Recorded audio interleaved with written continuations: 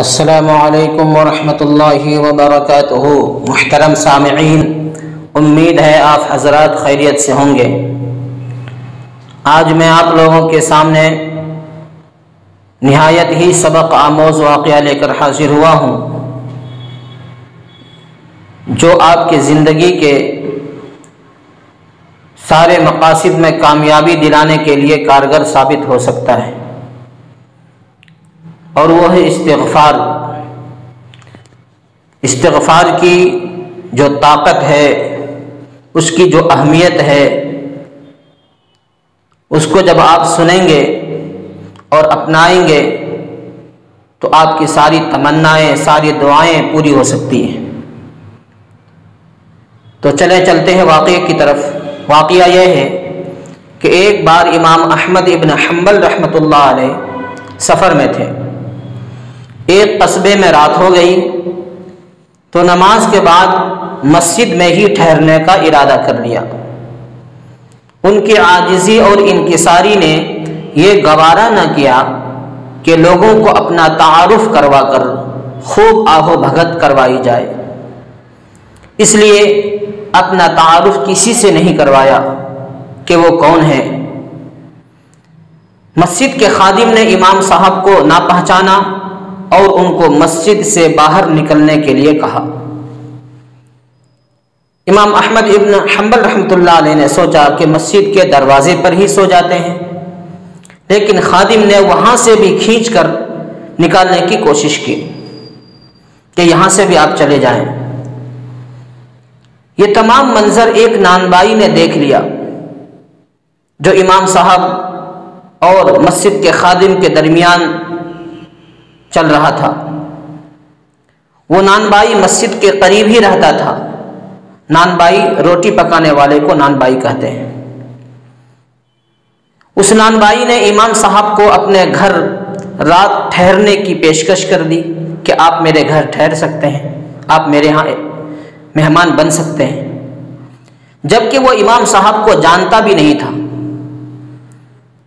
امام احمد ابن حنبل رحمۃ اللہ علیہ جب اس کے گھر تشریف لے گئے تو وہاں ایک منظر انہوں نے دیکھا کہ نانبائی اپنے کام کے دوران، روٹی پکانے کے دوران کثرت سے استغفار پڑھ رہا ہے۔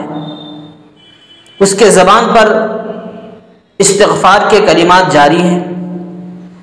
امام احمد صاحب رحمۃ اللہ علیہ نے ان سے پوچھا، کیا تمہیں اس قدر استغفار کرنے کا کچھ پھل ملا؟ اس کا فائدہ، اس کا ثمرہ تم نے حاصل کیا؟ نانبائی نے جواب دیا، میں نے جو بھی مانگا اللہ رب العزت نے وہ ساری چیز مجھے عطا کی۔ میں نے اپنی آنکھوں سے استغفار کے فائدے اور اس کے ثمرات میں نے دیکھے کہ زندگی میں میری ساری تمنائیں پوری ہوئی، ساری دعائیں پوری ہوئی۔ ہاں، ایک دعا ہے اور ایک تمنا ہے جو ابھی تک میری پوری نہیں ہوئی ہے۔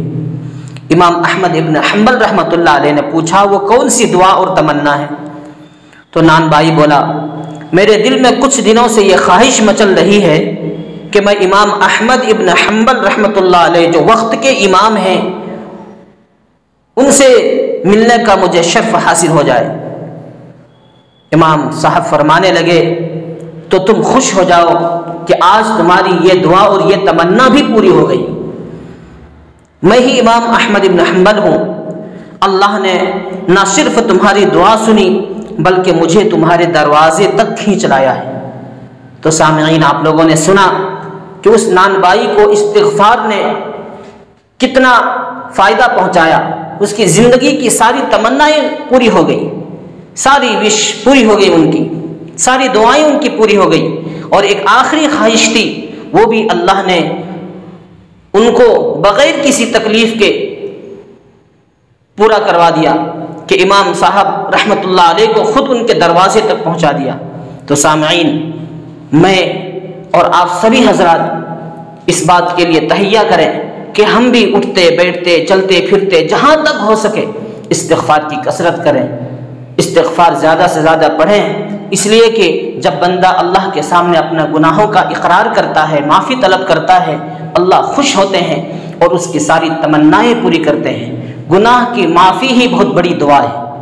جب بندہ عاجزی کے ساتھ اللہ کے سامنے اپنا تواضع اور انکساری کو ظاہر کرتا ہے تو اللہ خوش ہوتے ہیں اور اس کے ساری مرادیں پوری ہوتی ہیں۔ تو دعا فرمائیں کہ اللہ ہم سب کی مرادیں پوری فرمائے اور اس زیادہ سے زیادہ استغفار پڑھنے کی کوشش کریں۔ اللہ ہم سب کو عمل کی توفیق عطا فرمائے۔